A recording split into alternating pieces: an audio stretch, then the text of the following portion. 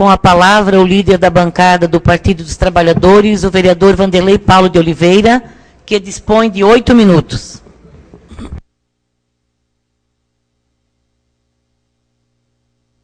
Presidente, vereadores, senhoras, senhores do plenário e senhoras e senhores de casa. Eu inicio a minha fala hoje, vereador Vânio, para fazer um registro e lamentar que, passados um ano e um dia, a estrutura de segurança pública do Estado de Santa Catarina e a Polícia Federal ainda não nos deram uma resposta sobre a atrocidade que foi perpetrada contra meu companheiro Marcelino Chiarello, que foi violenta, brutalmente assassinado na cidade de Chapecó. Um ano e um dia. E estes covardes continuam soltos. E a estrutura de segurança pública não tem dado respostas. Vou continuar cobrando porque o Marcelino, sua família, o Estado de Santa Catarina merecem uma resposta. Na minha fala de hoje, senhoras e senhores, eu vou externar a minha opinião de vereador, que também, vereador Vânio Deusdite, não é só a minha opinião, é a opinião de muitos. Eu vou repetir, vereador Helenice, vou repetir que eu estou aqui falando em tese, com fatos e provas que conheço. Semana passada, ou melhor, terça-feira, tomamos conhecimento de uma parte da documentação que nos foi entregue pelo Ministério Público. Esta, senhoras e senhores, é uma situação que iniciou, no mínimo, entre 2007 e 2008, inclusive com diárias pagas pelo próprio contribuinte. Mas é necessário lembrar, senhoras e senhores, de que até 2005 o Brasil não possuía uma política de saneamento. O Brasil não possuía uma política de saneamento. Também é verdade que até cerca de 2005 o Brasil tentava se livrar, vereador Deusdite, das amarras do Fundo Monetário Internacional. Tínhamos passado por um período economicamente muito ruim. Naquele período, a partir de 2005, o governo federal começa a disponibilizar bilhões e bilhões para o saneamento no Brasil. Em 2007, é aprovada e sancionada a Lei 11.445, a lei-mãe que determina as regras para o sistema de saneamento no Brasil. Seja o saneamento público, seja o saneamento organizado através da iniciativa privada. Neste período, o governo federal começa e libera um convênio superior a 12 milhões de reais que foram colocados à disposição, contratados e executados no município de Blumenau pela Sul Catarinense, neste período. Ato seguinte, o governo federal, junto com o município e a Caixa Econômica Federal, assina mais um convênio que globalmente ultrapassava a casa dos 46 milhões de reais para o saneamento do município de Blumenau. Repito, condição que não se tinha no período anterior a 2005. Acontece que, quanto é que vale, senhoras e senhores, quanto vale o patrimônio que é o fornecimento de água no município de Blumenau? Captação, tratamento, fornecimento e cobrança. Quanto vale? Quantos bilhões vale o sistema de tratamento de água em Blumenau? Quanto vale, em patrimônio imaterial, as mais de 100 mil unidades consumidoras de água e produtoras de esgoto? Quanto vale?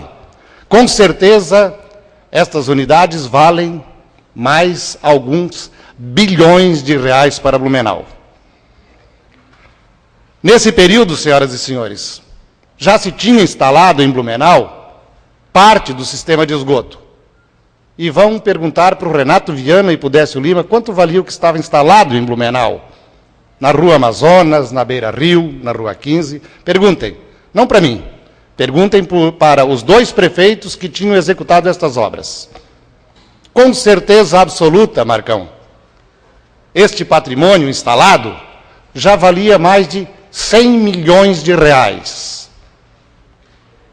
Vamos fazer o somatório de toda essa situação.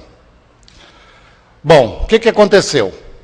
O município de Blumenau, junto com a Foz, junto com o SAMAI, junto com outros atores secretos, fizeram uma montagem, vereador Deusdit, de todo o processo de privatização ou concessão do sistema de esgoto em Blumenau.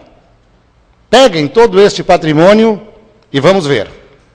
Nesta concessão, vereador Veneza, esta concessão feita em caráter oneroso, a Prefeitura de Blumenau contratou, o prefeito João Paulo assinou, com a previsão de que a Foz devolveria 12 milhões e alguma coisa em 12 vezes. Sabe o que lamentavelmente eu confirmo, senhoras e senhores? A Foz não pagou e a Prefeitura não cobrou. O que vai acontecer com a Prefeitura que não cobrou e a Foz que não pagou? Senhores, senhoras, são, inicialmente, 12 milhões de reais que Blumenau abriu mão e silenciou. Alguém vai ter que responder. Alguém vai ter que responder.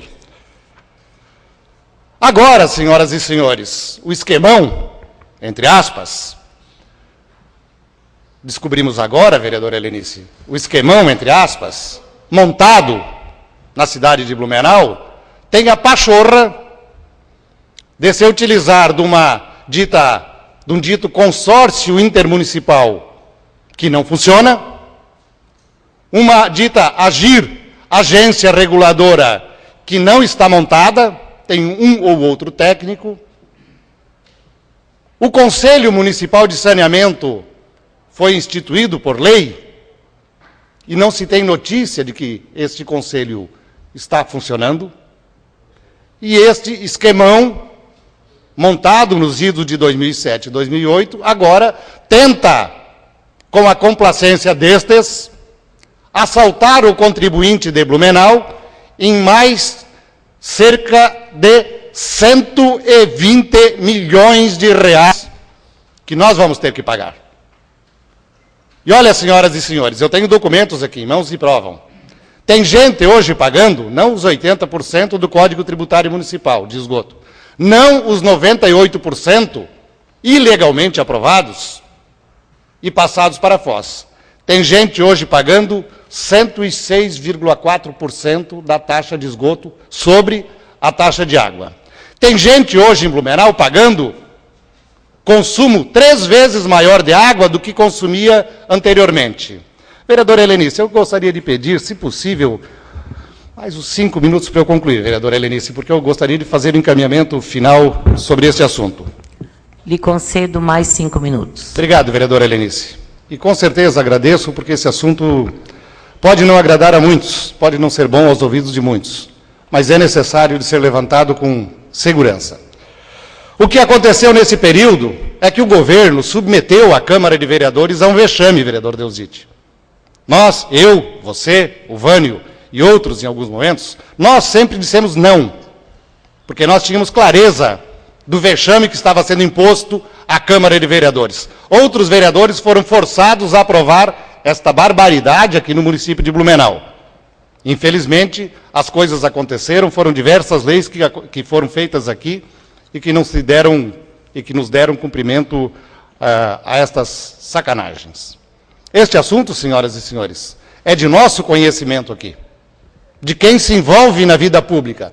É de seu conhecimento, cidadão. Você que se envolve na vida pública. Porque aqueles que não se envolvem na vida pública, daqui um pouco vão sentir no bolso. Este assunto é de conhecimento da Controladoria Geral da União, Ministério Público Federal, Caixa Econômica Federal, Ministério Público de Santa Catarina e Tribunal de Contas do Estado.